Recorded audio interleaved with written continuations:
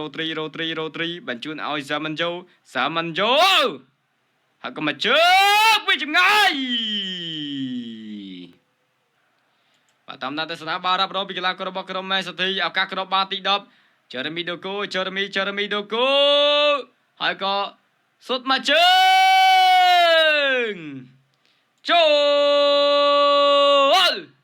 ហើយក៏បាញ់មកជើងពីចម្ងាយចូ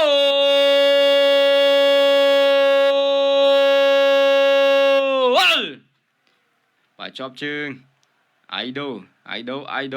លើកចូលតំបន់គ្រោះថ្នាក់សាជាថ្មីតែពីអាកេ Haaland តម្លាក់ខ្លីៗអាការក្រោកបាល់ទី1អរ៉ុករ៉ាថែមមកជើងចូល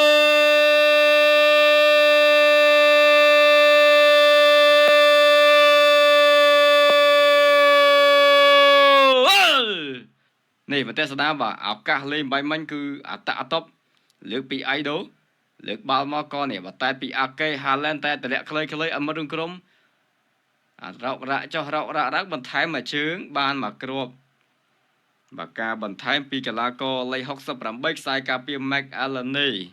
បើចឹង 1-0 បងប្អូនយើងបន្តអសនហើយ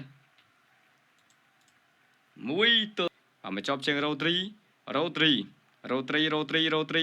បញ្ជូនឲ្យសាមិនយោហើយក៏មកជើបវាចម្ងាយ2-0នេះមកទស្សនាទាំងអស់គ្នា Rotary កាត់ឲ្យសាមិនយោសួរទៅប៉ះជាមួយខ្សែការពារសជើង Rotary មកជើងពីចម្ងាយ easy goal បាទគ្រាប់បាល់ស្រួលបើអត់ប្របាទេបាទអ្នកចាំទីគាត់គឺដូចជាមិនសូវជាលោតបាល់ល្អទេការសង្គ្រោះបាល់ត្រង់កន្លែងនេះបាទអញ្ចឹងយើងបាន2បងប្អូនបាទតង់ទី1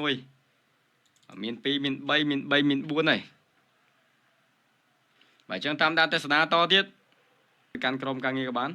ដើម្បីឲ្យខាងក្រុមការងារធ្វើការបង្កើត account ជូនទស្សនាការគ្រាប់បាល់ទី3សុទ្ធហើយក៏បន្ថែមអត់ទេបាទហើយអាន់ជេគីដួលនេះបាញ់មិញបាល់រ៉ាប់រងពី Zamanjo អរិយអេដវិនស្រឡាញ់ការលេងរបស់ Zamanjo បងប្អូនយើងបាទការលេងរបស់គាត់គឺអត់កំណាញ់បាល់ទេល្អមែនទែនរកអញ្ចឹងកីឡាករការលេងរបស់គាត់បានបាល់អញ្ចឹងគាត់ចេះចែកឲ្យមិត្តរួមក្រុមបញ្ចប់ទីណា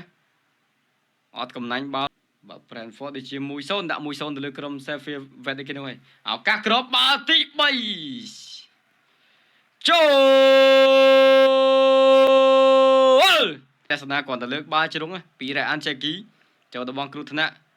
បាទតាក់តប់ចូល goal block បាទគ្រាប់បាល់របស់ Man City បាទគឺអាចថាមុខទីបាទស្រួលរកស៊ីតាអញ៉ៃមុខទីណាអាគ្រាប់បាល់ទី1ចឹងដែរអញ៉ៃបានមកគ្រាប់ឥឡូវគ្រាប់បាល់ទី3អញ៉ៃបានមកគ្រាប់ទៀតបាទចឹងបាន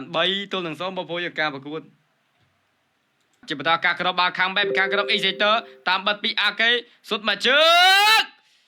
អត់ចំគោដៅទេបើអត់ចំគោដៅទេ Cannon នេះបើតែស្ដាមបាយមិញល្អដែរបើការលេបអាប៉ែហ្នឹងរត់លឿននេះអាប៉ែអីនេះកណ្ឌិននេះតែបញ្ចប់ទីមិនច្បាស់ដោយសារតែមានការរារាំងពីអាកេខ្សែក្រុម Exeter យកបាល់មកវិញហើយក៏យកបាល់ពីខាង Man City ទម្លាក់ខ្លីៗឱកាសគ្រាប់បាល់ទី4ថែមនេះគឺបាល់រកបានពី Mac Alleney មកគ្រាប់ Rotary មកគ្រាប់ own goal ពីកីឡាករ Jack Doley Hayes នាទី42មកគ្រាប់ឥឡូវមកគ្រាប់ទៀត own goal ទៀតនេះបាទសូមប៉ះខ្សែការពារ own goal ទៀតនេះបាក់កាត់បាល់មកថែមផ្លុកលេខ5ហ្នឹងកីឡាករ Jack Fever បាទសុទ្ធតែគ្រាប់បាល់អូន Stefan កាត់បាល់ឡើងមកលើកាត់ខ្លីៗពី Zamanjo លើកថែ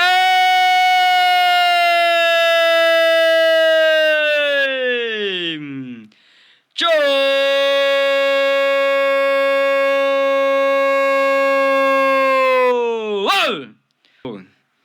បារ៉េតឲ្យ Zamanjo 10 លើ 10ការលេង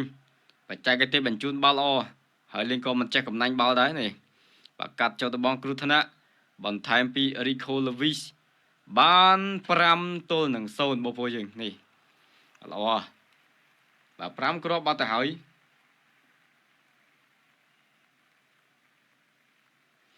បាទប្រិមិត្ត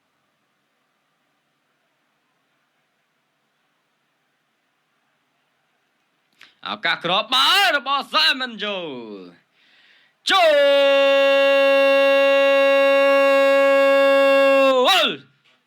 1-0 បាត់ហើយ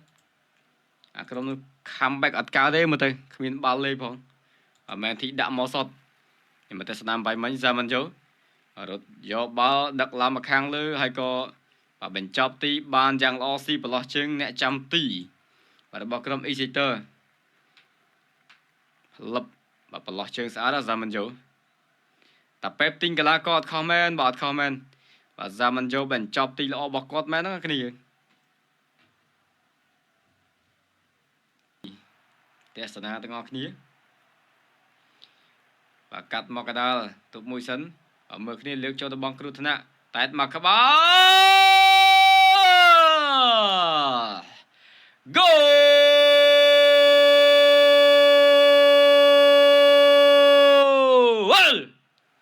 ទល់នឹង0នេះមកទេសនាទាំងអស់គ្នាបាទលើកបាល់ពីខ្សែការពារចូលទៅបងគ្រោះថ្នាក់តែមកក្បាលទៅផ្លុកបាទចឹងលទ្ធផលការប្រកួតនេះគឺបាន8បូក8ទេសនាឱកាសគ្រាប់បាល់ទី9សុទ្ធមកជើងចូល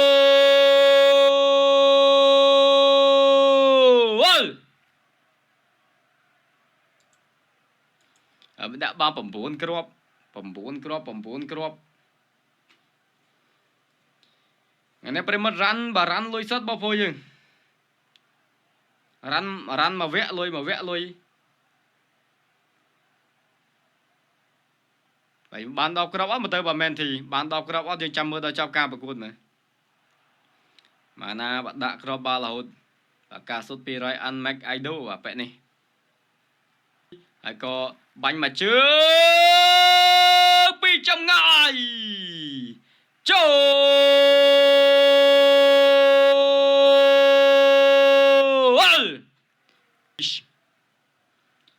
សុកស៊ីប៊ីកបាទចឹងប្រិមិត្ត over ចង់ម៉ោងចង់តង់ឲ្យលុយសុទ្ធនេះទឹកលុយខប់ចង់ម៉ោងចឹង